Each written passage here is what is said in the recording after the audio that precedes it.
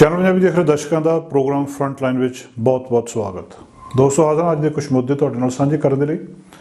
ਅੱਜ ਕੈਨੇਡਾ ਦੇ ਵਿੱਚ ਸਾਰਾ ਦਿਨ ਕਿਹੜੀਆਂ ਖਬਰਾਂ ਪ੍ਰਮੁੱਖ ਰਹੀਆਂ, ਕਿਹਨਾਂ ਬਾਰੇ ਗੱਲਬਾਤ ਹੁੰਦੀ ਰਹੀ, ਕਿਹੜੇ ਵਿਸ਼ਿਆਂ ਦੇ ਉੱਤੇ ਗੱਲਬਾਤ ਹੁੰਦੀ ਰਹੀ, ਅਖਬਾਰਾਂ ਦੇ ਵਿੱਚ ਕੀ ਚਰਚਾ ਰਹੀ, ਸਾਡੇ ਜਿਹੜੇ ਨੈਸ਼ਨਲ ਪੱਧਰ ਦੇ ਉੱਤੇ ਕਿਹੜੇ ਮਸਲੇ ਚਰਚਾ 'ਚ ਰਹੇ, ਉਹਨਾਂ ਸੰਬੰਧੀ ਤੁਹਾਡੇ ਨਾਲ ਗੱਲਬਾਤ ਕਰਨ ਦੇ ਲਈ। ਪਿਛਲੇ ਸਮੇਂ ਦੇ ਵਿੱਚ ਕੋਵਿਡ ਨੇ ਬਹੁਤ ਸਾਰੇ ਲੋਕਾਂ ਨੂੰ ਘਰੋਂ ਕੰਮ ਕਰਨ ਲਈ ਮਜਬੂਰ ਕੀਤਾ। ਜਿਹੜੇ ਲੋਕ ਤਾਂ ਘਰੋਂ ਕੰਮ ਕਰ ਸਕਦੇ ਸੀ ਉਹ ਘਰੋਂ ਕੰਮ ਕਰਦੇ ਰਹੇ, ਪਰ ਬਹੁਤ ਸਾਰੇ ਕੰਮ ਇਹੋ ਜਿਹੇ ਸੀ ਜਿਹੜੇ ਘਰੋਂ ਨਹੀਂ ਹੋ ਸਕਦੇ ਸੀ। ਉੱਥੇ ਇਹਨਾਂ ਵਰਕਰਸ ਨੂੰ, ਇਹਨਾਂ ਕਾਮਿਆਂ ਨੂੰ ਆਪ ਜਾਣਾ ਪੈਂਦਾ ਸੀ। ਇਸ ਥਾਂ ਦੇ ਉੱਤੇ ਜਿੱਥੇ ਇੱਕ ਪਾਸੇ ਇਹ ਕਿਹਾ ਗਿਆ ਕਿ ਕੁਦਰਤ ਦੀ ਮਾਰ ਸਾਰਿਆਂ ਦੇ ਉੱਤੇ ਬਰਾਬਰ ਪੈਂਦੀ ਆ, ਭਾਵ ਕੋਵਿਡ ਨੇ ਇੱਕ ਗੱਲ ਇਹ ਸਿਖਾਈ ਕਿ ਕੋਈ ਅਮੀਰ ਹੋਵੇ, ਕੋਈ ਗਰੀਬ ਹੋਵੇ, ਕੋਈ ਦੇਸ਼ ਦਾ ਪ੍ਰਧਾਨ ਮੰਤਰੀ ਹੋਵੇ, ਚਾਹੇ ਸਧਾਰਨ ਵਿਅਕਤੀ ਹੋਵੇ, ਕੁਦਰਤ ਦੀ ਮਾਰ ਤੋਂ ਨਹੀਂ ਬਚ ਸਕਦਾ। ਕੋਵਿਡ ਸਾਰਿਆਂ ਨੂੰ ਹੋਇਆ, ਸਾਰਿਆਂ ਨੂੰ ਹੀ ਜਿਹੜੀਆਂ ਮੁਸ਼ਕਲਾਂ ਦਾ ਸਾਹਮਣਾ ਕਰਨਾ ਪਿਆ। ਪਰ ਇਹ ਵੀ ਗੱਲਬਾਤ ਸਾਹਮਣੇ ਆਈ ਕਿ ਜਿਹੜੇ ਲੋਕ ਜਿਨ੍ਹਾਂ ਦੀ ਕੰਮ 'ਤੇ ਜਾਣਾ ਮਜਬੂਰੀ ਆ, ਕੋਵਿਡ ਨੇ ਉਹਨਾਂ ਨੂੰ ਜ਼ਿਆਦਾ ਪ੍ਰਭਾਵਿਤ ਕੀਤਾ। ਇੱਕ ਵਿਅਕਤੀ ਜਿਹੜਾ ਇਹ ਅਫੋਰਡ ਨਹੀਂ ਕਰ ਸਕਦਾ ਕਿ ਉਹ ਘਰ ਦੇ ਵਿੱਚ ਰਹੇ ਛੁੱਟੀ ਲੈ ਕੇ, ਤਾਂ ਉਹਦੇ ਉੱਤੇ ਕੁਦਰਤੀ ਜ਼ਿਆਦਾ ਅਸਰ ਪਿਆ। ਉਹਨੂੰ ਕੋਵਿਡ ਹੋਣ ਦੇ ਚਾਂਸਸ ਵੀ ਵੱਧ ਸੀ, ਕਿਉਂਕਿ ਰੋਜ਼ ਕੰਮ ਦੇ ਉੱਤੇ ਜਾਂਦਾ ਸੀ ਅਤੇ ਉਹਦੇ ਘਰਦਿਆਂ ਨੂੰ ਵੀ ਕੋਵਿਡ ਹੋਣ ਦੇ ਚਾਂਸਸ ਜ਼ਿਆਦਾ ਸੀ। ਕੁਛ ਚਿਰ ਪਹਿਲਾਂ ਕੈਨੇਡਾ ਦੇ ਵਿੱਚ ਪੇਡ ਸਿਕ ਲੀਵ ਦਾ ਕਨਸੈਪਟ ਲਿਆਂਦਾ ਹੈਗਾ। ਜਿਹੜੇ ਫੈਡਰਲੀ ਰੈਗੂਲੇਟਡ ਇੰਪਲੋਏ ਨੇ, ਉਹਨਾਂ ਦੇ ਸਾਲ ਦੇ ਵਿੱਚ 10 ਬਿਮਾਰੀ ਦੀਆਂ ਛੁੱਟੀਆਂ ਉਹਨਾਂ ਨੂੰ ਦਿੱਤੀਆਂ ਗਈਆਂ ਕਿ 10 ਦਿਨ ਤੁਹਾਨੂੰ ਛੋਟ ਹੋਊਗੀ ਜੇ ਤੁਸੀਂ ਬਿਮਾਰ ਹੁੰਦੇ ਹੋ, ਤੁਸੀਂ ਕੰਮ 'ਤੇ ਨਾ ਆਓ। ਜਦੋਂ ਕੋਵਿਡ-19 ਹੋਇਆ ਸੀ, ਉਸ ਵੇਲੇ ਜਿਹੜਾ ਵਿਅਕਤੀ ਬਿਮਾਰ ਹੋ ਜਾਂਦਾ ਸੀ, ਜਿਹਨੂੰ ਕੋਈ ਫਲੂ ਜਾਂ ਟੈਂਪਰੇਚਰ ਜਾਂ ਇਸ ਕਿਸਮ ਦੀਆਂ ਗੱਲਾਂ ਸੀਗੀਆਂ, ਉਹਨੂੰ ਸਲਾਹ ਦਿੱਤੀ ਜਾਂਦੀ ਸੀ ਕਿ ਤੂੰ ਆਪਣਾ ਟੈਸਟ ਕਰਾ ਜਾਂ ਆਪਣੇ ਘਰ ਦੇ ਵਿੱਚ ਰਹੋ, ਤਾਂ ਕਿ ਤੁਸੀਂ ਬਾਕੀਆਂ ਨੂੰ ਬਿਮਾਰੀ ਨਾ ਫੈਲਾਓ।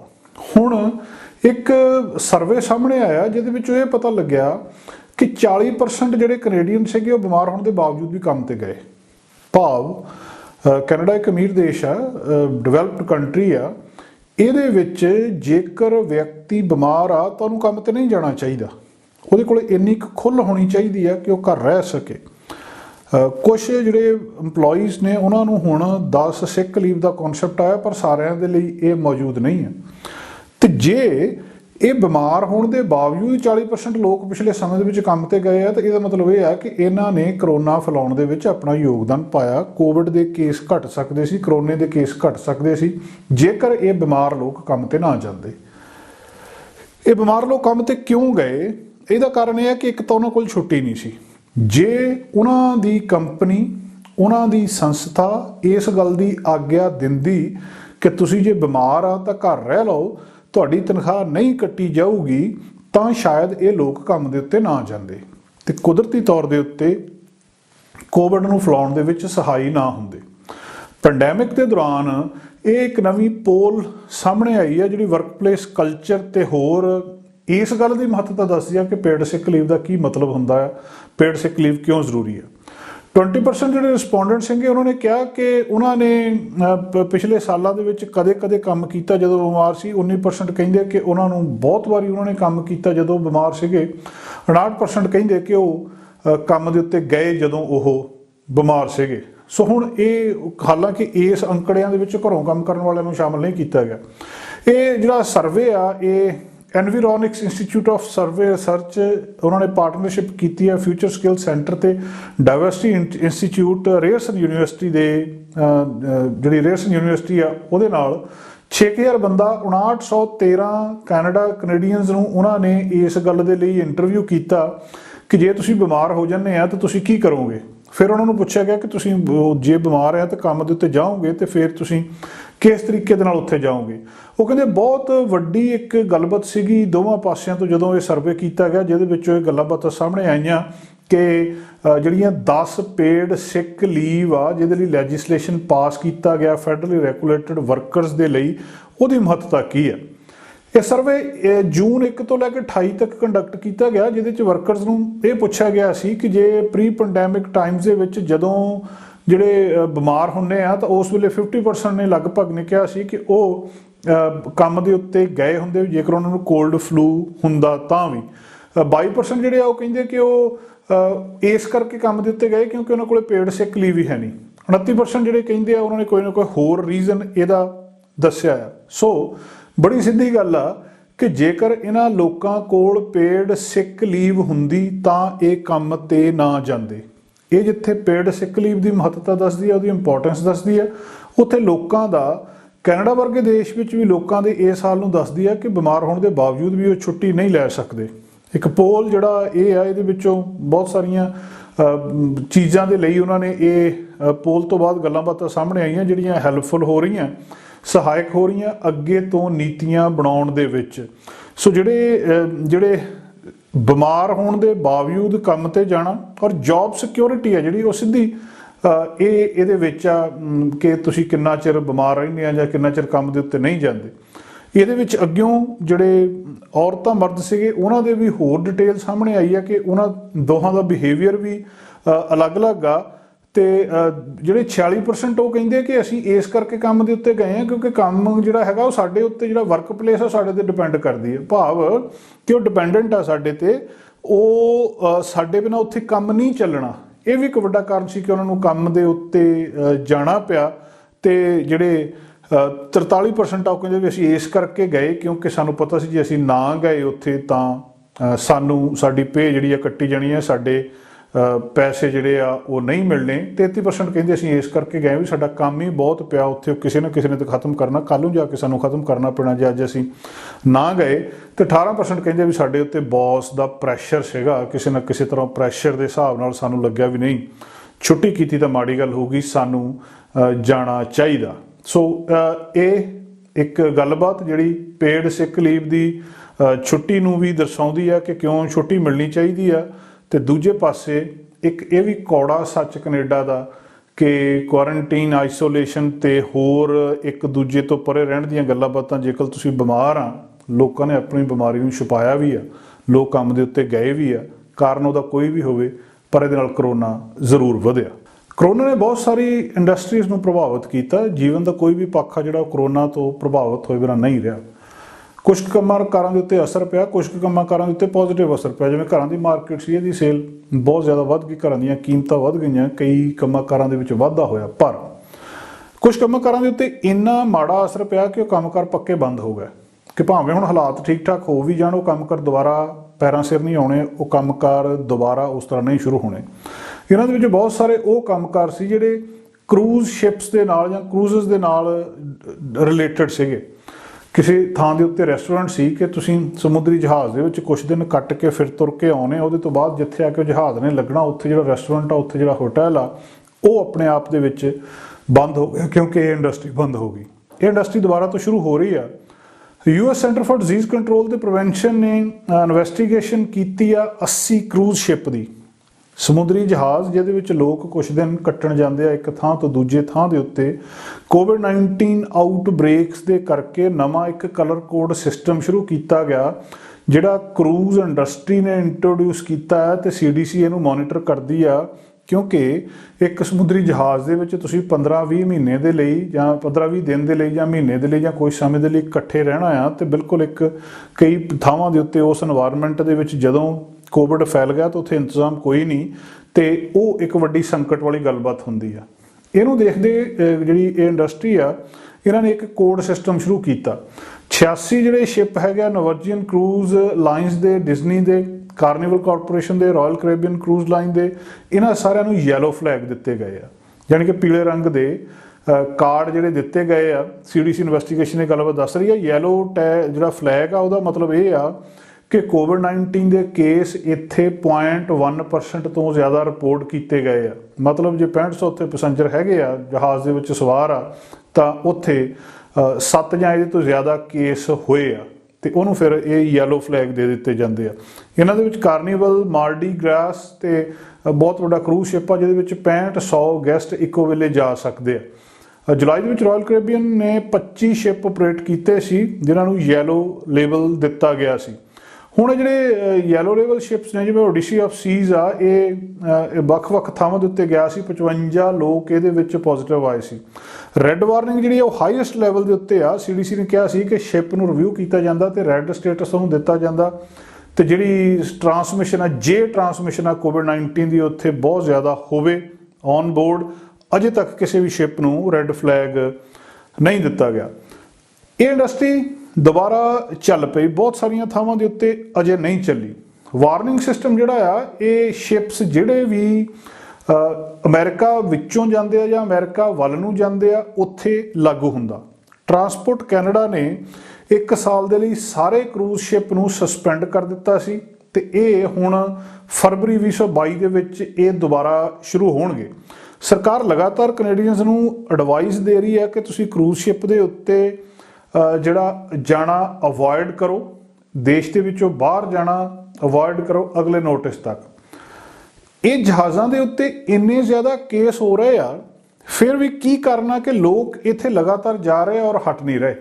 ਇੰਡਸਟਰੀ ਜਿਹੜੀ ਹੈ ਕੋਵਿਡ-19 ਦੇ ਨਾਲ ਬਹੁਤ ਵੱਡਾ ਇਹਨੂੰ ਘਾਟਾ ਪਿਆ ਸੀ। ਦੱਸਿਆ ਜਾਂਦਾ ਸੀ ਕਿ 32 ਬਿਲੀਅਨ US$, $32 ਬਿਲੀਅਨ ਦਾ ਜਿਹੜਾ ਇੱਕ ਪੂਰੇ ਦਾ ਪੂਰਾ ਇਹਨੂੰ ਫਰਕ ਪਿਆ ਸੀ। ਤੇ ਕਰੂਜ਼ ਇੰਡਸਟਰੀ ਨੇ ਕੋਵਿਡ-19 ਦੇ ਬਹੁਤ ਸਾਰੇ ਪ੍ਰੋਟੋਕੋਲਾਂ ਨੂੰ ਫੋਲੋ ਕੀਤਾ ਸੀ। Testing, vaccination mandates, ventilation, mask wearing, physical distancing, ਦੂਜੇ ਪਬਲਿਕ ਹੈਲਥ ਮੇਜਰਸ।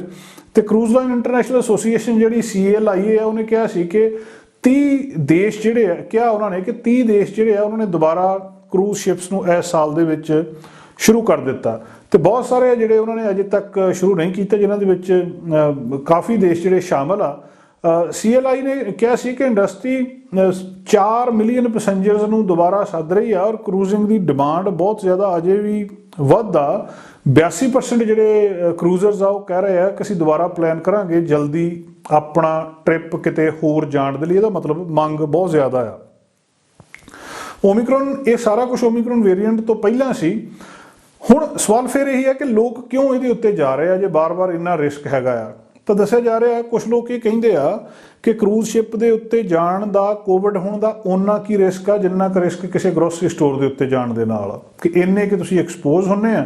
ਪਰ ਦੂਜੇ ਪਾਸੇ ਜਿਹੜਾ ਉਹਦਾ ਫਾਇਦਾ ਹੈਗਾ ਕਿ ਕਿੰਨੇ ਚੰਗੇ ਤਰੀਕੇ ਦੇ ਨਾਲ ਤੁਸੀਂ ਆਪਣੇ ਸਮੇਂ ਦਾ ਆਨੰਦ ਮਾਣਦੇ ਹੋ, ਸਮੁੰਦਰ ਦੇ ਵਿੱਚ ਜਾਂਦੇ ਹੋ, ਵੱਖਰੀਆਂ ਵੱਖਰੀਆਂ ਥਾਵਾਂ ਦੇ ਉੱਤੇ ਜਾਂਦੇ ਹੋ ਤੇ ਆਪਣੇ ਇਸ ਇੱਕ ਯਾਤਰਾ ਦਾ ਆਨੰਦ ਵੀ ਮਾਣਦੇ ਹੋ। ਸੋ ਕਰੂਜ਼ ਸ਼ਿਪ ਇੰਡਸਟਰੀ ਕੁਝ ਥਾਵਾਂ ਦੇ ਉੱਤੇ ਸ਼ੁਰੂ ਹੋ ਚੁੱਕੀ ਹੈ, ਕੁਝ ਥਾਵਾਂ ਦੇ ਉੱਤੇ ਇਹਦੀ ਸ਼ੁਰੂ ਹੋਣ ਦੀ ਆਸ ਆ, ਪਰ ਅਜੇ ਵੀ ਇਹਦੇ ਉੱਤੇ ਸਵਾਲੀਆ ਨਿਸ਼ਾਨ ਲੱਗਿਆ ਹੈ ਕਿ ਕੋਵਿਡ ਫੈਲਾਉਣ ਦੇ ਵਿੱਚ ਇਸ ਇੰਡਸਟਰੀ ਦਾ ਕਿੰਨਾ ਕੁ ਯੋਗਦਾਨ ਆ ਤੇ ਕੋਵਿਡ ਨੇ ਇਸ ਇੰਡਸਟਰੀ ਨੂੰ ਕਿੰਨਾ ਕੁ ਪ੍ਰਭਾਵਿਤ ਕੀਤਾ। ਕੋਵਿਡ-19 ਜਦੋਂ ਸ਼ੁਰੂ ਹੋਇਆ ਸੀ ਤਾਂ ਉਸ ਵੇਲੇ ਇਹ ਤੋਂ ਬਚਾਅ ਦੇ ਲਈ ਕੀ ਪ੍ਰਬੰਧ ਕੀਤੇ ਗਏ ਸੀ। ਬਹੁਤ ਸਾਰੇ ਦੇਸ਼ਾਂ ਨੇ ਮੋਬਾਈਲ ਐਪਸ ਲਾਂਚ ਕੀਤੀਆਂ ਸੀ। ਕਈ ਦੇਸ਼ਾਂ ਨੇ ਇਹ ਐਪਲੀਕੇਸ਼ਨਸ ਲਾਂਚ ਕੀਤੀਆਂ ਕਿ ਇਸ ਐਪਲੀਕੇਸ਼ਨ ਦੇ ਉੱਤੇ ਤੁਸੀਂ ਜਾ ਕੇ ਆਪਣਾ ਡਿਟੇਲ ਭਰਦੇ ਹੋ, ਉਹਦੇ ਨਾਲ ਤੁਹਾਨੂੰ ਪਤਾ ਲੱਗ ਜੂਗਾ ਕਿ ਤੁਹਾਡੇ ਨੇੜੇ ਤੇੜੇ ਜਿਹੜਾ ਫਿਰ ਰਿਹਾ ਵਿਅਕਤੀ ਉੱਥੇ ਕਿੰਨਾ ਕੁ ਕੋਵਿਡ ਆ, ਕਿਸੇ ਨੂੰ ਹੋਇਆ ਕਿ ਨਹੀਂ ਹੋਇਆ, ਤੁਸੀਂ ਕਿਹੜੇ ਏਰੀਏ ਦੇ ਵਿੱਚ ਆ।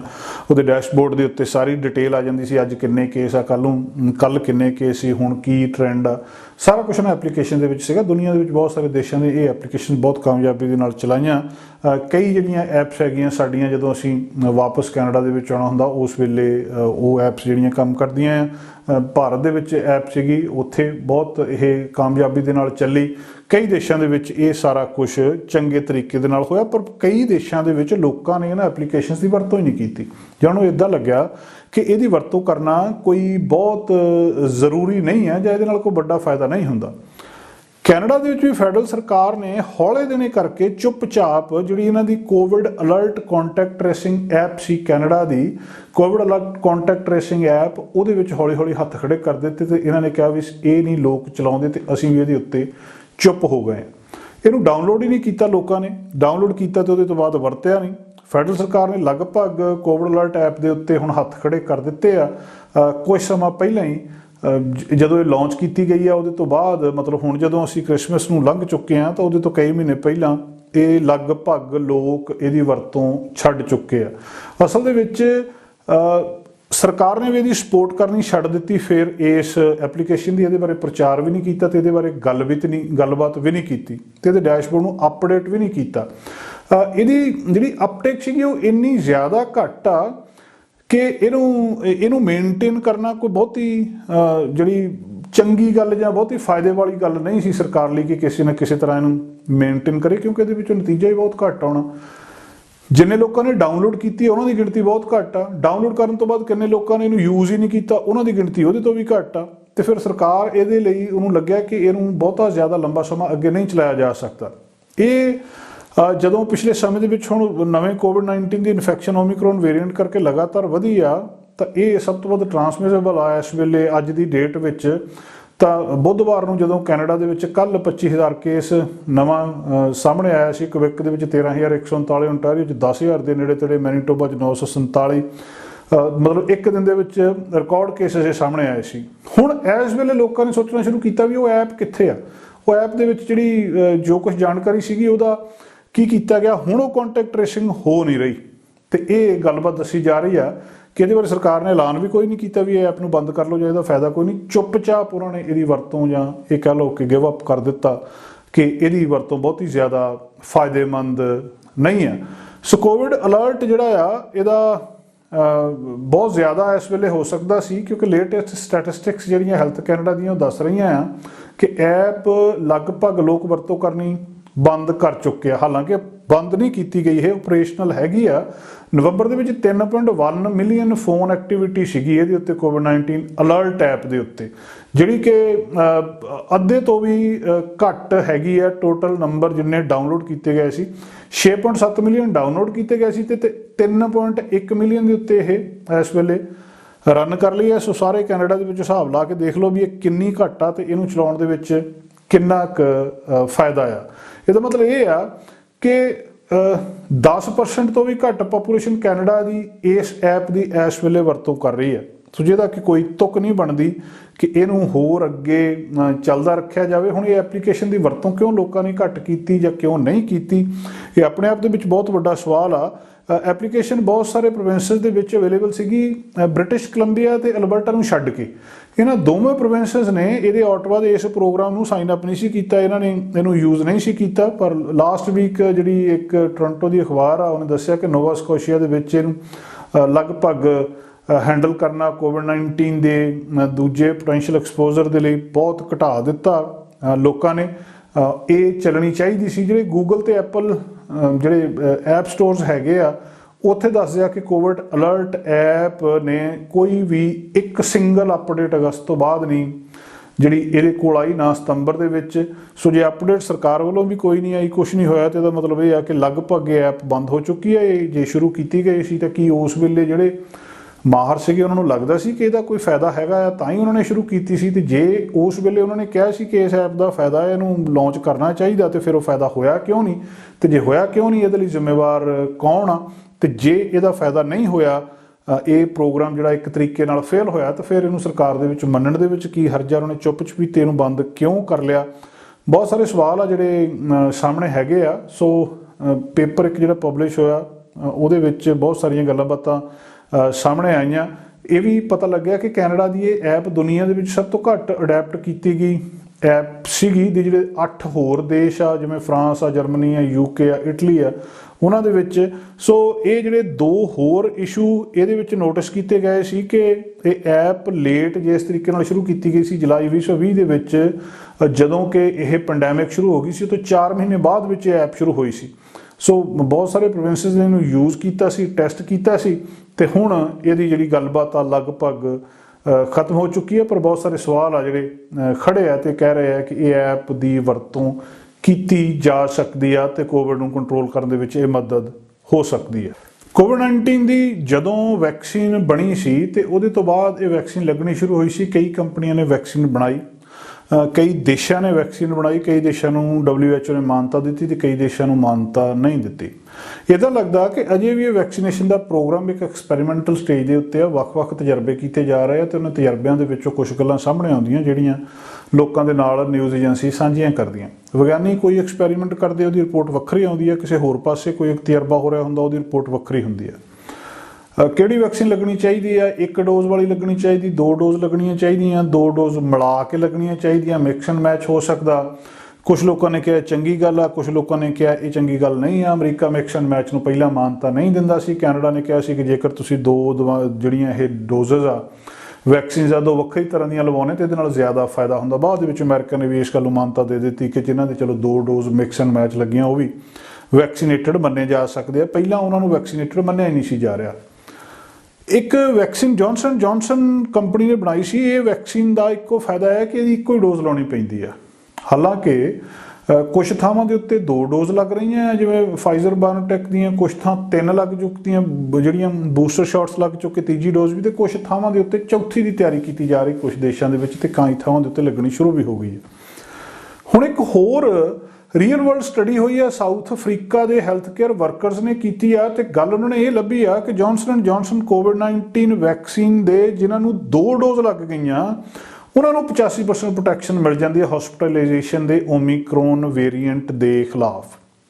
2 ਡੋਜ਼ਸ ਆਮ ਗੱਲ ਆ ਲੋਕਾਂ ਦੇ ਲੱਗਣੀਆਂ, ਪਰ 2 ਡੋਜ਼ਸ ਜਿਹੜੀਆਂ ਮੋਡਰਨਾ ਜਾਂ ਫਾਈਜ਼ਰ ਬਾਇਓਟੈਕ ਕੰਪਨੀ ਦੀਆਂ ਜਿਹੜੀ ਵੈਕਸੀਨ ਸੀਗੀ ਉਹਦੀਆਂ ਜਿਹੜੀਆਂ ਇਹ ਵੈਕਸੀਨ ਲੱਗਦੀਆਂ, ਉਹਦੀਆਂ ਜੌਨਸਨ ਦੀ 1 ਡੋਜ਼ ਹੀ ਲੱਗਦੀ ਸੀ। ਤੇ ਹੁਣ ਨਵੀਂ ਗੱਲ ਸਾਹਮਣੇ ਆ ਗਈ ਆ ਕਿ ਇਹਦੀਆਂ 2 ਡੋਜ਼ ਲਾ ਦਿਓ। ਹੈ 1 ਡੋਜ਼ ਸਿੰਗਲ ਡੋਜ਼ ਬਣੀ, ਪਰ ਉਹ ਕਹਿੰਦੇ 1 ਨਹੀਂ ਦੀਆਂ 2 ਲਾ ਦਿਓ, ਤੇ ਜੇ 2 ਲੱਗ ਗਈਆਂ ਫਿਰ 85% ਪ੍ਰੋਟੈਕਸ਼ਨ ਹੋ ਜਾਂਦੀ ਆ ਓਮੀਕਰੋਨ ਵੇਰੀਐਂਟ ਤੋਂ। ਇਹ ਵੱਖਰੀਆਂ ਸਟੇਟਮੈਂਟਸ ਕਿਉਂ ਆ ਰਹੀਆਂ? ਕਦੇ ਕਹਿੰਦੇ ਆ ਜਿਹੜੀ ਆ ਇੰਨੇ % ਪ੍ਰੋਟੈਕਸ਼ਨ ਦਿੰਦੀ ਆ, ਕਦੇ ਕਹਿ ਦਿੰਦੇ ਇਹ ਇੰਨੇ % ਪ੍ਰੋਟੈਕਸ਼ਨ ਦਿੰਦੀ ਆ। ਅਸਲ ਦੇ ਵਿੱਚ ਇੱਕ ਵੈਕਸੀਨ ਬਣਾਉਣ ਨੂੰ 10 ਸਾਲ ਦਾ ਸਮਾਂ ਲੱਗਦਾ, ਤੇ ਇਹ ਇੱਕਦਮ ਕੋਵਿਡ ਜਿਹੜਾ ਸਾਹਮਣੇ ਆ ਗਿਆ ਤੇ ਇਹਦੀ ਵੈਕਸੀਨ ਜਿਹੜੀ ਆ ਕੁਛ ਮਹੀਨਿਆਂ ਦੇ ਵਿੱਚ ਹੀ ਬਣਾ ਲਈ ਗਈ, ਤੇ ਉਹਨੂੰ ਫਿਰ ਬਾਅਦ ਦੇ ਵਿੱਚ ਐਮਰਜੈਂਸੀ ਉਹਨੂੰ ਲਾਗੂ ਕਰ ਦਿੱਤਾ ਗਿਆ। ਇਸ ਕਰਕੇ ਕੁਦਰਤੀ ਤੌਰ ਦੇ ਉੱਤੇ ਵੱਖ-ਵੱਖ ਰਿਪੋਰਟਸ ਵੱਖ-ਵੱਖ ਸਮੇਂ ਦੇ ਵਿੱਚ ਆਉਣੀਆਂ ਇੱਕ ਕੁਦਰਤੀ ਗੱਲ ਆ। ਇਹ ਆਮ ਜੀ ਗੱਲ ਆ ਕਿ ਇਹ ਹੋਰ ਵੀ ਇਹਦੇ ਬਾਰੇ ਬਦਲਾਅ ਆਉਣ ਵਾਲੇ ਸਮੇਂ ਦੇ ਵਿੱਚ ਆਉਣਗੇ, ਵੱਖਰੇ ਤਜਰਬੇ ਕੀਤੇ ਜਾਣਗੇ। ਇੱਕ ਲੈਬ ਸਟੱਡੀ ਕੀਤੀ ਗਈ ਆ, ਇਹਦੇ ਵਿੱਚੋਂ ਇਹ ਗੱਲਬਾਤ ਸਾਹਮਣੇ ਆਈ ਆ। ਇਹ ਕੰਪਨੀ ਨੇ ਇਹ ਵੀ ਅਨਾਊਂਸ ਕੀਤਾ ਕਿ ਡਾਟਾ ਜਿਹੜਾ ਲੈਬੋਰੇਟਰੀ ਦੀ ਸਟੱਡੀਜ਼ ਤੋਂ ਦੱਸ ਰਿਹਾ ਹੈ ਕਿ ਵੈਕਸੀਨ ਇਹ ਕੰਮ ਤਾਂ ਵੀ ਕਰਦੀ ਆ ਜੇਕਰ ਜਿਨ੍ਹਾਂ ਲੋਕਾਂ ਨੂੰ ਪਹਿਲਾਂ ਜਿਹੜੀ ਫਾਈਜ਼ਰ ਦਾ ਸ਼ਾਟਸ ਲੱਗਿਆ ਆ ਉਹਨਾਂ ਨੂੰ ਤੁਸੀਂ ਦੁਬਾਰਾ ਜੌਨਸਨ ਦੇ ਦਿਓ, ਭਾਵੇਂ ਦੋਹਰੀ ਵੈਕਸੀਨ ਦੇ ਦਿਓ, ਉਹਦੇ ਵਿੱਚ ਵੀ ਫਾਇਦਾ ਹੁੰਦਾ। ਲੈਬ ਸਟੱਡੀ ਸਪੈਸ਼ਲੀ ਜਿਹੜੀਆਂ ਟੈਸਟ ਕੀਤੀਆਂ ਗਈਆਂ ਕਿ 2 ਤਰ੍ਹਾਂ ਦੇ ਇਮਿਊਨ ਸਿਸਟਮ ਰਿਸਪੌਂਸਸ ਨੇ, ਇੱਕ ਐਂਟੀਬਾਡੀ ਤੇ ਇੱਕ ਟੀ ਸੈਲ ਰਿਸਪੌਂਸਸ ਓਮੀਕਰੋਨ ਵੇਰੀਐਂਟ ਦੇ ਖਿਲਾਫ। ਜੌਨਸਨ ਦੇ ਇੱਕ ਬੂਸਟਰ ਸ਼ਾਟ ਜੇਕਰ ਲੋਕਾਂ ਨੂੰ ਲੱਗ ਜਾਵੇ ਤਾਂ ਇਹ ਐਂਟੀਬਾਡੀਜ਼ ਤੇ ਟੀ ਸੈਲਸ ਦੇ ਲੈਵਲ ਨੂੰ ਵਧਾ ਦਿੰਦੀ ਆ, ਤੇ ਲੋਕਾਂ ਦੇ ਵਿੱਚ ਜਿਹੜੀ 3rd ਡੋਜ਼ ਫਾਈਜ਼ਰ ਦੀ ਲੱਗੀ ਆ ਜਾਂ ਜਿਹੜੀ 4 ਹਫ਼ਤੇ ਬਾਅਦ ਜਦੋਂ ਇਹ ਲਿਆ ਗਿਆ ਤਾਂ ਇਹ ਜੌਨਸਨ ਵਾਲੀ ਜਿਹੜੀ ਵੈਕਸੀਨ ਆ ਇਹਦੇ ਨਾਲ ਐਂਟੀਬਾਡੀਜ਼ ਤੇ ਟੀ ਸੈਲਸ ਫਾਈਜ਼ਰ ਦੇ ਬੂਸਟਰ ਸ਼ਾਟ ਨਾਲੋਂ ਵੀ ਵੱਧ ਜਾਂਦੇ ਆ। ਇਹ ਇੱਕ ਨਵੀਂ ਸਟੱਡੀ ਸਾਹਮਣੇ ਆਈ ਹੈ। ਸੋ ਹੋ ਸਕਦਾ ਹੁਣ ਤੱਕ ਜੌਨਸਨ ਜਿਹਦੀ ਬਹੁਤੀ ਜ਼ਿਆਦਾ ਇੰਨੀ ਗੱਲਬਾਤ ਨਹੀਂ ਹੋਈ ਸੀ ਉਹਨੂੰ ਵਰਤੋਂ ਦੇ ਵਿੱਚ ਜ਼ਿਆਦਾ ਲਿਆਂਦਾ ਜਾਵੇ। ਨਵਾਂ ਡਾਟਾ ਸਾਹਮਣੇ ਆਇਆ ਜਿਹਦੇ ਵਿੱਚ ਮੈਚਿੰਗ ਵੈਕਸੀਨ ਦੀ ਗੱਲਬਾਤ ਹੋਈ ਆ, ਤੇ ਇਹ ਇੱਕ ਸਟ੍ਰੈਟਜੀ ਬਣਾਈ ਗਈ ਆ। ਇਹ ਲੈਬੋਰੇਟਰੀ ਦੀ ਸਟੱਡੀ ਆ, ਰੀਅਲ ਵਰਲਡ ਡਾਟਾ ਨਹੀਂ ਆ। ਤੇ ਨਵੀਆਂ ਫਾਈਂਡਿੰਗਸ ਦੱਸ ਰਹੀਆਂ ਪ੍ਰੈਸ ਰਿਲੀਜ਼ ਦੇ ਵਿੱਚ ਜਿਹੜੀਆਂ ਪ੍ਰੀ ਪ੍ਰਿੰਟ ਜਰਨਲ ਦੇ ਵਿੱਚ ਸਬਮਿਟ ਕੀਤੀਆਂ ਗਈਆਂ ਕਿ ਓਮੀਕਰੋਨ ਵੇਰੀਐਂਟ ਦੀ ਮਿਊਟੇਸ਼ਨ ਓਰੀਜਨਲ SARS-CoV-2 ਸਟ੍ਰੇਨ ਤੋਂ ਹੋਈ ਆ। ਸੋ ਇਹ ਗੱਲਬਾਤ ਸਮਝਣ ਦੀ ਲੋੜ ਆ ਕਿ ਇਹ ਕੋਵਿਡ-19 ਵੈਕਸੀਨ ਜਿਹੜੀਆਂ ਹੈ ਇਹਦੇ ਅਗੇਂਸਟ ਪ੍ਰੋਟੈਕਟ ਕਰਨਗੀਆਂ ਇਸ ਚੀਜ਼ ਤੋਂ। ਤੇ ਸਾਡਾ ਐਨਾਲਿਸਿਸ ਉਹ ਕਹਿੰਦੇ ਇਹ ਦੱਸਦਾ ਆ ਕਿ ਜੇ ਜੌਨਸਨ ਕੋਵਿਡ-19 ਦਾ ਬੂਸਟਰ ਸ਼ਾਟ ਵੈਕਸੀਨ ਦਾ ਲਾਇਆ ਜਾਵੇ ਤਾਂ ਇਹ ਟੀ ਸੈਲਸ ਨੂੰ ਵੀ ਤੇ ਜਿਹੜੀਆਂ ਐਂਟੀਬਾਡੀਜ਼ ਦੋਵਾਂ ਨੂੰ ਫਰਕ ਪਾਉਂਦੀਆਂ ਤੇ ਜ਼ਿਆਦਾ ਪ੍ਰੋਟੈਕਸ਼ਨ ਕਿਸੇ ਵਿਅਕਤੀ ਨੂੰ ਮਿਲ ਸਕਦੀ ਹੈ।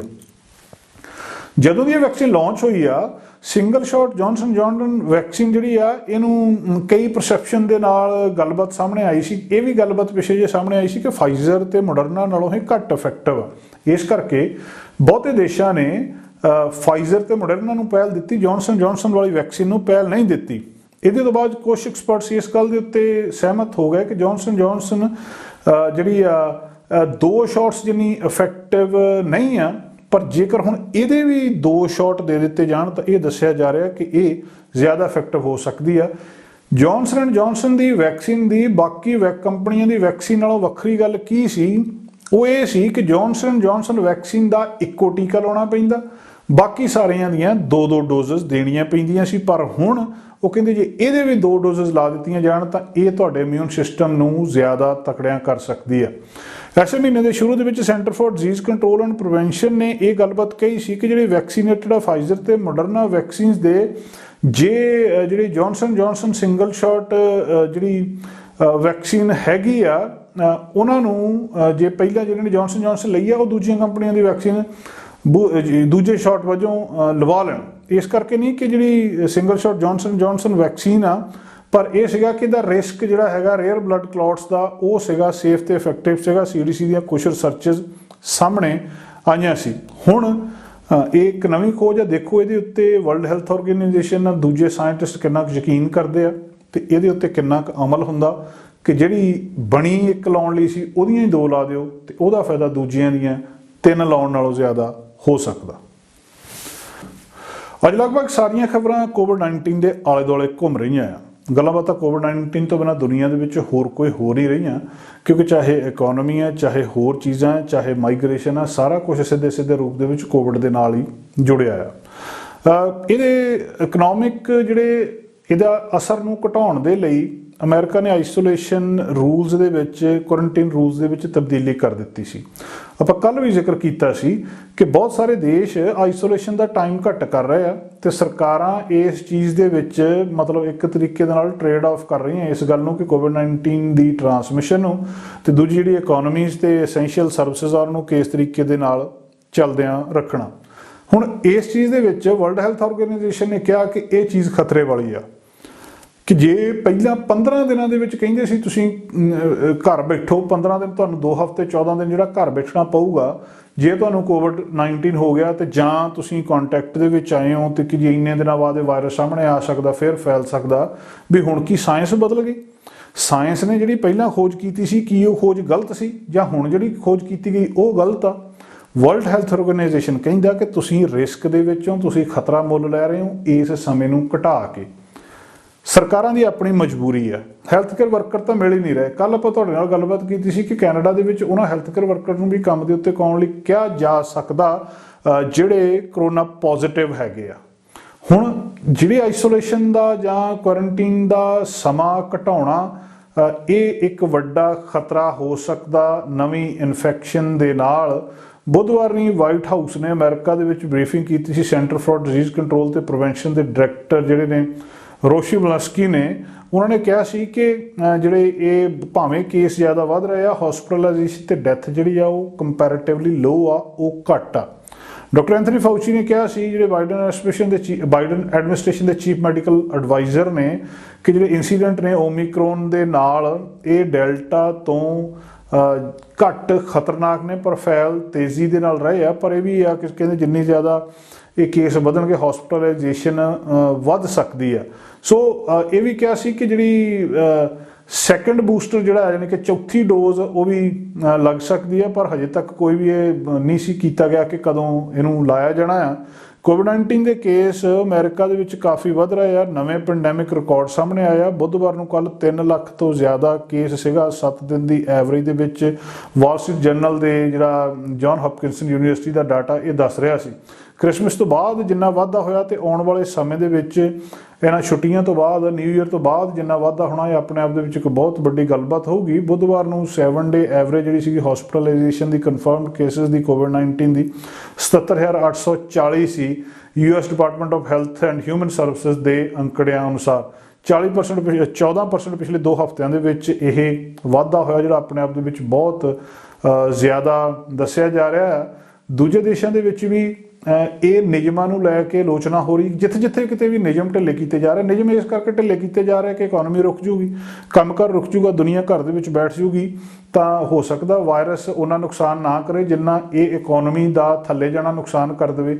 ਹੁਣ ਉਹਨੂੰ ਲੈ ਕੇ ਢਿੱਲਾਂ ਦਿੱਤੀਆਂ ਜਾ ਰਹੀਆਂ ਤੇ ਜਿਹੜੀਆਂ ਢਿੱਲਾਂ ਦੇ ਰਹੀਆਂ ਉਹਦੀ ਆਲੋਚਨਾ ਵਰਲਡ ਹੈਲਥ ਆਰਗੇਨਾਈਜੇਸ਼ਨ ਕਰ ਰਹੀ ਹੈ ਵੀ ਤੁਸੀਂ ਸਾਇੰਸ ਦੇ ਨਿਯਮਾਂ ਨੂੰ ਪਾਸੇ ਰੱਖ ਕੇ ਆਪਣੇ ਪੱਧਰ ਦੇ ਉੱਤੇ ਜਿਹੜੀਆਂ ਢਿੱਲਾਂ ਦੇਈ ਜਾਂਦੇ ਹੋ।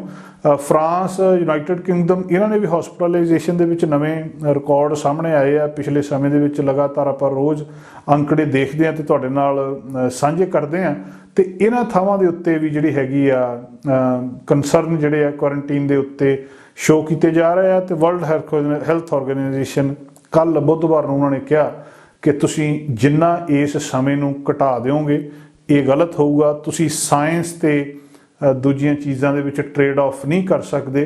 ਤੁਹਾਨੂੰ ਜਿਹੜੀਆਂ ਸਾਇੰਸ ਦੀਆਂ ਰეკਮੈਂਡੇਸ਼ਨਸ ਆ ਉਹਨੂੰ ਧਿਆਨ ਵਿੱਚ ਰੱਖਣਾ ਪਊਗਾ। ਪਰ ਸਰਕਾਰਾਂ ਇੱਕ ਸੰਤੁਲਨ ਬਣਾਉਣ ਦੀ ਕੋਸ਼ਿਸ਼ ਕਰ ਰਹੀਆਂ ਕਿ ਬਿਮਾਰੀ ਤੋਂ ਵੀ ਬਚਿਆ ਜਾ ਸਕੇ, ਇਹਨੂੰ ਵੀ ਘਟਾਇਆ ਜਾਵੇ ਤੇ ਇਹਦੇ ਨਾਲ ਹੀ ਜਿਹੜੀ ਇਕਨੋਮੀ ਆ, ਜਿਹੜੀ ਅਸੈਂਸ਼ੀਅਲ ਲੋੜਾਂ ਦੀਆਂ ਜ਼ਰੂਰੀ ਚੀਜ਼ਾਂ ਨੇ ਉਹਨਾਂ ਨੂੰ ਵੀ ਹੌਲੀ ਹੌਲੀ ਨਾਲ ਚੱਲਦੇ ਰੱਖਿਆ ਜਾਵੇ।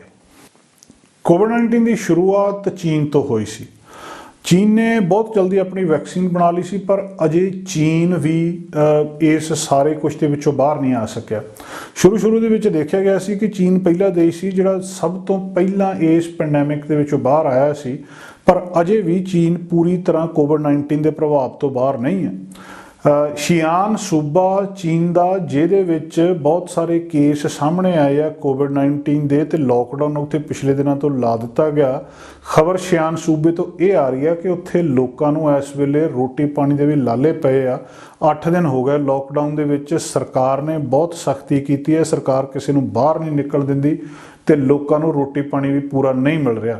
156 लोकली ट्रांसमिटेड केस उत्थे बुधवार नूं रिपोर्ट किए गए सी, जिहड़े इस तो पहला एक दिन 151 सीगे। नैशनल हैल्थ कमिशन ने उत्थों दे जानकारी दित्ती सी। 155 जिहड़े शियान सूबे दे विच सीगे, दूजा जिहड़ा वन दूजे किसी स्टेट दे विच सीगा, ते इस लोकल ट्रांसमिशन दे विच 51 केस जिहड़े सीगे वो बुधवार नूं शियान दे विच सामने आए सी, जिहदे विच कि 13 मिलियन लोग इस सूबे शियान सूबे दे विच रहिंदे आ। ते इहदे विच टोटल 1117 केस हैगे आ दसंबर 9 तो लैके हुण तक। एक नवां राउंड शुरू किया गया मास टैसटिंग का कि सारिਆਂ ਨੂੰ ਇਹਨੂੰ ਵੀਰਵਾਰ सवेरे 10 बजे शुरू किया गया कि सारिਆਂ ਨੂੰ टैसट किया जाए तो ਇਹਨੂੰ मुड़ के इत्थों बिल्कुल जड़ों कोविड-19 ਨੂੰ मिटाया जाए। और ये भी गल इत्थे देखण वाली आ कि पहला एक व्यक्ति हर घर दे विचों मतलब एक हाउस होल्ड दे विचों एक बंदा अलाउड सी हर 2 दिन बाद बाहर जाने के लिए, ताकि वह अपन चीज़ां खरीद सके। अदरवाइज उत्थे करफ्यू लगा है, मतलब एक घर चों एक बंदा 2 दिन बाद बाहर जा सकता। तो उत्थे जिहड़ी आ ये नहीं सी पता कि पॉलिसी कदों रीइंस्टेट कर दी जानी है। ये अपने आप के बहुत सख्त किस्म का लॉकडाउन आ, तो लोग इस वेले उत्थे रोटी पानी नूं तरसे पे आ। बहुत सारे लोगों दी सब्जियां मुक गई, उन्होंने फूड आइटम्स मुक गई। हज़ारां लोग जिहड़े आ सोशल मीडिया प्लेटफॉर्म उन्होंने वेबो WEIBO चाइना की एक ट्विटर लाइक प्लेटफॉर्म आ, उहदे उत्ते अपनियां कंप्लेंट्स दस रहा है कि असीं शहर दे विचों खाना भी नहीं खरीद सकते, जां उन्हां दे विच खाना खरीदण दे लई बाहर ही नहीं जा सकते। कई चीज़ां दीयां समस्यावां इस वेले उत्थे आईयां, लोग उत्थे परेशान हो। कहिंदे इदां दा समां असीं जीवन दे विच कदे भी नहीं देखिया, असीं सौ नहीं सकते क्योंकि साडे कोले खाण नूं पूरा भोजन ही नहीं है। जेकर ढिड भरवीं रोटी नहीं सानूं मिल रही, खाना नहीं मिल रहा, तो असीं सौ भी नहीं सकते।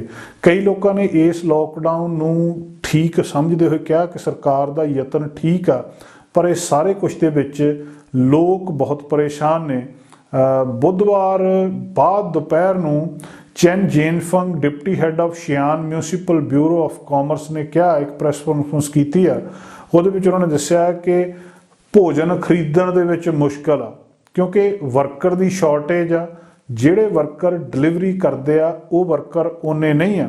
शियान सरकार ने पहला लोगों नाल वादा किया सी कि वो ये असैंशियल सप्लाई नूं किसी ना किसी तरह चालू रखणगे, इनू जोड़ के रखणगे ते लोगों की हर लोड़ नूं पूरा करनगे। पर सरकार जिहड़ी आ कम्यूनिटी ट्रांसमिशन तो डरदी आ, लोगों नूं बाहर आउण दी आग्या नहीं दे रही। बहुत जिहड़े कन्फर्मड केसिस आ उन्हां दे विच सिम्पटम भावें बहुत थोड़े आ जां कुछ एसिम्पटोमैटिक आ, भाव उन्हां दे नाल इन्ना ज़्यादा असर नहीं है, पर फिर भी लॉकडाउन उत्थे जरूरी है, लाया गया। पर इस लॉकडाउन दे विच लोग रोटी पानी तो औखे ने। ये चीन दे शियान सूबे दीयां कुछ खबरां सामने आ रही। अज दी गल बहुत छोटी जी, तो गल ये आ कि कैनेडा दे विच एक सूबा अंटैरियो, तो अंटैरियो दे विच एक शहर है ट्रेंटन दे विच पुलिस 4 बंदियां दी भाल कर रही है। 4 बंदियां दी भाल इस करके कर रही है कि उन्होंने 2 ट्रक चोरी कर लिया, तो ट्रक भी मक्खण नाल यानी कि बटर दे नाल भरे हुए।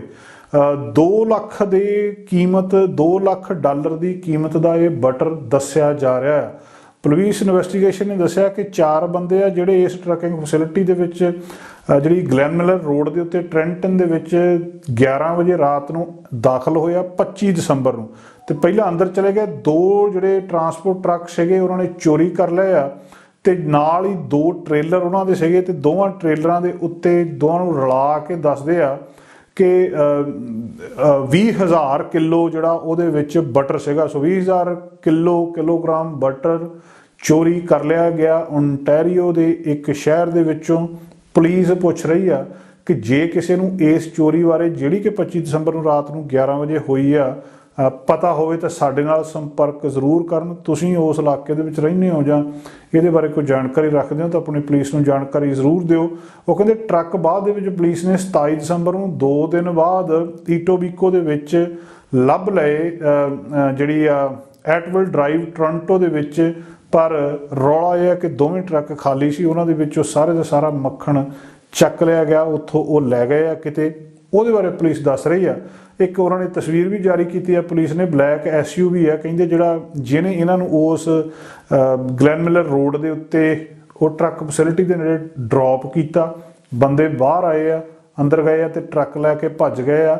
ਉਹ SUV ਬਾਰੇ ਵੀ ਜੇ ਕਿਸੇ ਨੂੰ ਕੋਈ ਜਾਣਕਾਰੀ ਹੋਵੇ ਤਾਂ ਉਹ ਵੀ ਪੁਲਿਸ ਦੇ ਨਾਲ ਸੰਪਰਕ ਕਰੇ। ਕੋਈ ਵੀ ਕਹਿੰਦੇ ਇਨਫੋਰਮੇਸ਼ਨ ਹੋਵੇ ਤਾਂ ਅੰਟਾਰੀਓ ਪ੍ਰੋਵਿੰਸ਼ੀਅਲ ਪੁਲਿਸ ਜਾਂ ਤੁਸੀਂ ਕ੍ਰਾਈਮ ਸਟਾਪਰ ਦੇ ਨਾਲ ਜਿਹੜਾ ਗੱਲਬਾਤ ਕਰ ਸਕਦੇ ਹੋ। ਉਹਨਾਂ ਨੂੰ ਕੋਈ ਨਾ ਕੋਈ ਜਾਣਕਾਰੀ, ਜੇਕਰ ਤੁਹਾਡੇ ਕੋਲ ਇਹਦੇ ਬਾਰੇ ਕੋਈ ਜਾਣਕਾਰੀ ਹੈਗੀ ਤਾਂ ਉਹਨਾਂ ਨੂੰ ਦੇ ਸਕਦੇ ਹੋ। ਬੜੀ ਅਜੀਬ ਗੱਲ ਆ ਕਿ ਕੈਨੇਡਾ ਵਰਗੇ ਦੇਸ਼ ਦੇ ਵਿੱਚੋਂ 2 ਟਰੱਕ ਚੋਰੀ ਹੋ ਜਾਣੇ, ਪਰ ਇਹ ਕੋਈ ਨਵੀਂ ਗੱਲ ਵੀ ਨਹੀਂ ਆ। ਪਿਛਲੇ ਸਮੇਂ ਦੇ ਵਿੱਚ ਕਈ ਕਿਸਮ ਦੀਆਂ ਚੋਰੀਆਂ ਕੈਨੇਡਾ ਦੇ ਵਿੱਚ ਹੋਈਆਂ। ਚੋਰ ਬਹੁਤ ਤੇਜ਼ ਹੋਏ ਆ। ਬ੍ਰਿਟਿਸ਼ ਕੋਲੰਬੀਆ ਤੋਂ ਲੈ ਕੇ ਨਿਊ ਫਾਊਂਡਲੈਂਡ ਤੱਕ ਕੋਈ ਹਿੱਸਾ ਸ਼ਾਇਦ ਇੱਦਾਂ ਨਹੀਂ ਜਿੱਥੇ ਜਿਹੜੀ ਲੋਕਾਂ ਨੇ ਚੋਰੀ ਨਹੀਂ ਕੀਤੀ, ਖਾਸ ਕਰ ਲੰਬਰ ਦੀ। ਲੱਕੜ ਬਹੁਤ ਕੈਨੇਡਾ ਦੇ ਵਿੱਚ ਪਿਛਲੇ ਸਮੇਂ ਦੇ ਵਿੱਚ ਚੋਰੀ ਹੋਈ ਆ। ਲੱਕੜ ਮਹਿੰਗੀ ਹੋਈ ਹੈ। ਮਹਿੰਗੀ ਹੋਣ ਦੇ ਨਾਲ ਚੋਰਾਂ ਨੇ ਇਸ ਕੰਮ ਨੂੰ ਬਹੁਤ ਤੇਜ਼ੀ ਦੇ ਨਾਲ, ਲੰਬਰ ਨੂੰ, ਕਈ ਥਾਵਾਂ ਦੇ ਉੱਤੇ ਜਿਹੜੀ ਕੈਲਗਰੀ ਦੇ ਵਿੱਚ 80,000 ਤੋਂ ਜ਼ਿਆਦਾ ਕੀਮਤ ਦੀ ਵੁੱਡ ਵੀ ਉੱਥੋਂ ਚੋਰੀ ਕੀਤੀ ਗਈ ਸੀ। ਸਸਕਾਟੂਨ ਦੇ ਵਿੱਚ ਵੀ ਚੋਰੀ ਹੋਈ ਆ। ਇਸੇ ਤਰ੍ਹਾਂ ਹੀ ਸਿਰਫ ਵੁੱਡ ਨਹੀਂ, ਜਿਹੜਾ ਸੁੱਕਾ ਚਾਰਾ ਹੁੰਦਾ, ਪੱਠੇ ਹੁੰਦੇ ਪਸ਼ੂਆਂ ਦੇ, ਉਹ ਕੈਨੇਡਾ ਦੇ ਵਿੱਚ ਪਿਛਲੇ ਸਮੇਂ ਦੇ ਵਿੱਚ ਚੋਰੀ ਹੋਈ ਆ। ਅਲਬਰਟਾ ਦੇ ਵਿੱਚ ਜਿਹੜੀ ਕੈਨੇਡਾ ਗੌਰਮੈਂਟ ਸੀ ਇਹ ਐਗਰੀ ਹੋਈ ਸੀ 70 ਬੇਲਸ $10,000 ਦੀਆਂ ਨੇ ਦੇਣੀਆਂ ਸੀ SPCA ਨੂੰ। ਉਹ ਬਾਅਦ ਦੇ ਵਿੱਚ ਪਤਾ ਲੱਗਿਆ ਕਿ ਇਹ ਕੋਈ ਪੱਠੇ ਹੀ ਚੋਰੀ ਕਰਕੇ ਲੈ ਗਿਆ, ਜਿਹੜੇ ਸੁੱਕੇ ਪੱਠੇ ਹੁੰਦੇ ਆ। ਕਈ ਕਿਸਮ ਦੀਆਂ ਘਟਨਾਵਾਂ ਹੋਰ ਵੀ ਹੋਈਆਂ। ਵੈਨਕੂਵਰ ਦੇ ਵਿੱਚ ਡਿਊਡ ਚਿਲਿੰਗ ਪਾਰਕ ਦਾ ਸਾਈਨ ਲੱਗਿਆ ਸੀ, ਜਿਹੜਾ ਉਹ ਸਾਈਨ ਲਾਇਆ ਹੁੰਦਾ ਕਿ ਇਹ ਪਾਰਕ ਇੱਥੇ ਆ, ਉਹੀ ਕੋਈ ਚੱਕ ਕੇ ਲੈ ਗਿਆ ਸੀ। ਉਹਦੇ ਬਾਰੇ ਵੀ ਪਤਾ ਕੀਤਾ ਜਾ ਰਿਹਾ ਸੀ। ਕਈ ਅਜੀਬ ਕਿਸਮ ਦੀਆਂ ਇਸ ਤਰ੍ਹਾਂ ਦੀਆਂ ਘਟਨਾਵਾਂ ਕੈਨੇਡਾ ਦੇ ਵਿੱਚ ਪਿਛਲੇ ਸਮੇਂ ਦੇ ਵਿੱਚ ਵਾਪਰੀਆਂ। ਫਾਰਮ ਐਨੀਮਲਸ, ਜਿਹੜੇ ਪਾਲਤੂ ਪਸ਼ੂ ਲੋਕਾਂ ਨੇ ਰੱਖੇ ਹੁੰਦੇ ਆ, ਕਈ ਥਾਵਾਂ ਦੇ ਉੱਤੇ ਉਹਨਾਂ ਦੀਆਂ ਚੋਰੀ ਦੀਆਂ ਘਟਨਾਵਾਂ ਵੀ ਪਿਛਲੇ ਸਾਲ ਦੇ ਵਿੱਚ ਸਾਹਮਣੇ ਆਈਆਂ ਸੀ। ਪਰ ਰੀਸੈਂਟਲੀ ਅੰਟੈਰੀਓ ਦੇ ਵਿੱਚ ਸਾਡਾ ਹਰ ਇੱਕ ਪ੍ਰੋਗਰਾਮ ਦੇਖਣ ਤੇ ਸਾਡੇ ਨਾਲ ਜੁੜਨ ਲਈ ਸਬਸਕ੍ਰਾਈਬ ਕਰੋ ਚੈਨਲ ਪੰਜਾਬੀ ਤੇ ਨੋਟੀਫਿਕੇਸ਼ਨ ਲਈ ਬੈਲ ਆਈਕਨ ਵਾਲੇ ਬਟਨ ਤੇ ਕਲਿੱਕ ਕਰੋ।